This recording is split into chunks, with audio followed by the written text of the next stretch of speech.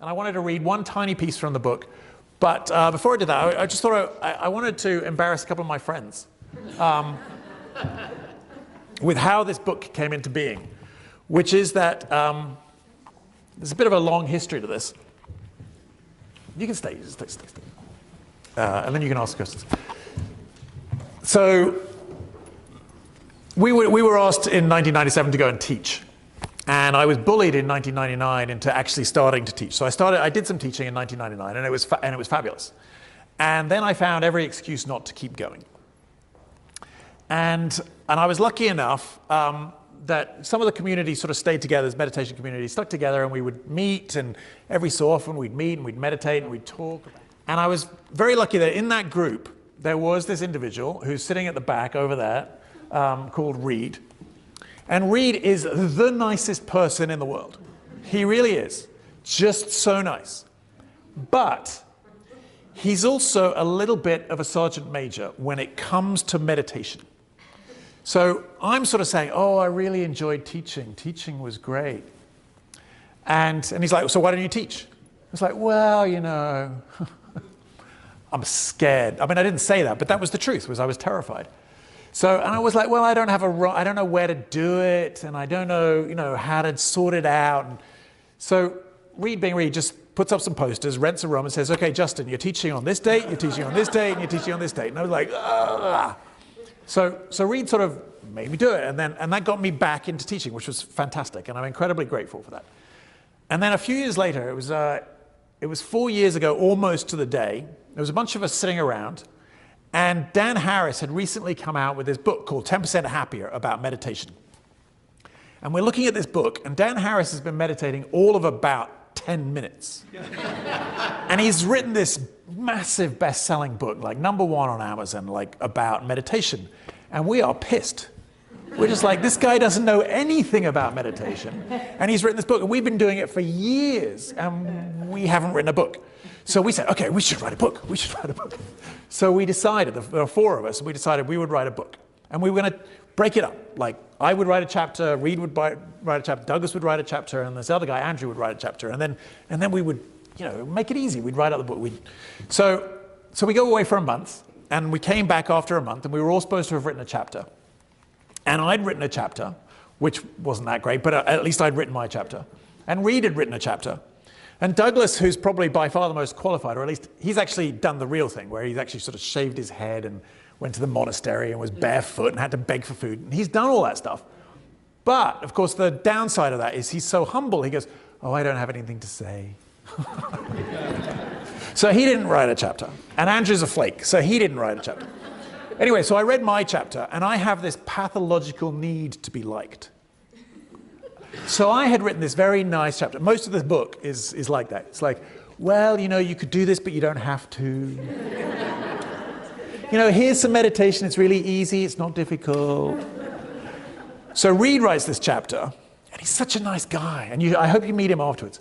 But his book should basically be called Shut the Fuck Up and Meditate. Because he's got this sort of sergeant major approach. It's like, stop talking about it, sit on the fucking cushion, and just do it. And I'm like, well, you know. So we sort of realized that our styles weren't really going to match. So anyway, so then it kind of went to nothing. And writing a book turns out to be really hard, because you think, oh, I'm going to write a book. And you sit down and you start writing. And you get about 10 pages in, and you go, okay, I don't have anything else to say. Maybe I won't write a book. Anyway, after a few years, I got fed up with this. And January of last year, I called up this publisher who has what she calls collaborative publishing, whereby you can pay her a whole bunch of money and she'll publish your book. So that's what I did. This book is not because I'm so brilliant that I paid somebody a bunch of money. And the best thing about that contract is that you pay them a bunch of money, and if you don't hand in a manuscript after 6 months, she keeps the money. Because at some point during the 6 months, you would do anything to just go rip up the contract. Because, she's very good. She gives you this way of writing a book whereby you have a really, really good plan. So she makes you spend like 3 weeks writing, detailing the plan of your book. And then she makes you simply write it, like non-stop, basically. You're not allowed to look at what you've already written. There is no editing allowed. You just keep writing. And it's terrifying. It's torture because you assume that everything you're writing is rubbish. Anyway, then finally, after about a month, you've actually written the first draft. And I had about 60,000 words. And then you're allowed to sit down and read it. And I read it. We were up in northern Vermont. And I sat down in this coffee shop and I actually printed it all out and I read it. And much to my shock and horror, it wasn't actually terrible. But it was only then that I realized what I wanted to say and how I wanted to say it and everything. And I'd got the whole book exactly backwards. So then I had to rewrite the plan, I had to rewrite the book, but it worked. And this extraordinary thing happens when you write a book, which is that by the time you finish it, you actually do then know what it was you wanted to say. But you didn't actually necessarily know at the beginning. Yeah. And I think, you know, I mean, I am proud of it. I'm proud it's finished. I'm very proud of like what people have said about it in the reviews and things like that. And I really, really hope you find it of value. But I would also say that the most important thing about this subject is absolutely not knowing lots about meditation. I know lots about meditation. And I would say that knowledge, other than maybe helping people when I teach, knowing about meditation is absolutely useless. Knowing about meditation is as useful as knowing a lot about exercise. If you know a lot about exercise, but you don't exercise, there's no value to that information.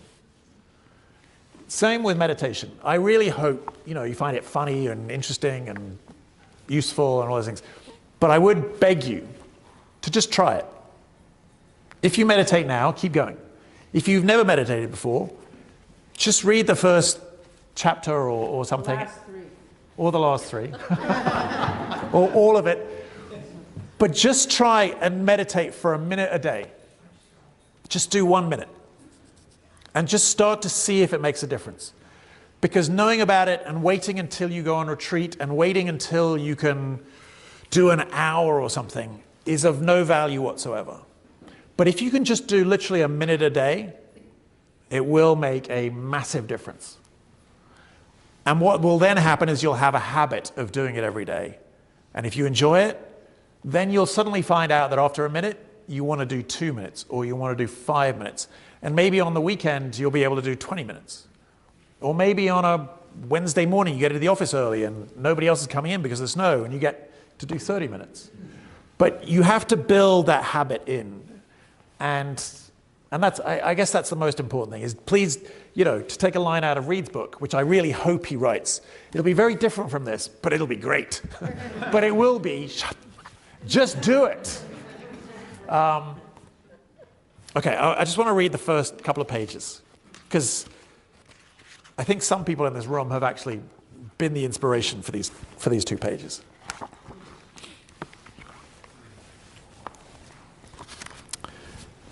So this is from the introduction. And what do you do for a living? I used to have an easy answer to this question. I told people I worked on Wall Street or that I was a management consultant. People were comfortable with these conventional to be expected answers. We may not have had anything in common yet, but we knew how to continue our conversation. Today, however, I pause before answering. I pause because I know that my response will either be a conversation starter or a complete conversation stopper. I teach meditation. Then I watch for their reaction. Sometimes people freeze for a second before looking around the room for someone else to talk to. Oh well. There is, however, another common reaction. Wow, I wish I could do that. I never could, though. I can't sit still for a moment, and my mind's all over the place. Of the 2 reactions, this one bothers me more. It bothers me because it means the person genuinely believes meditation is not for them. They imagine that people who meditate have some kind of superhuman ability to calm their minds and sit in peaceful bliss with perfect concentration. They think they lack the skills necessary to meditate because their mind is all over the place. Unfortunately, many people believe the same thing. This belief is wrong. Everybody's minds are all over the place. We meditate because our minds are all over the place.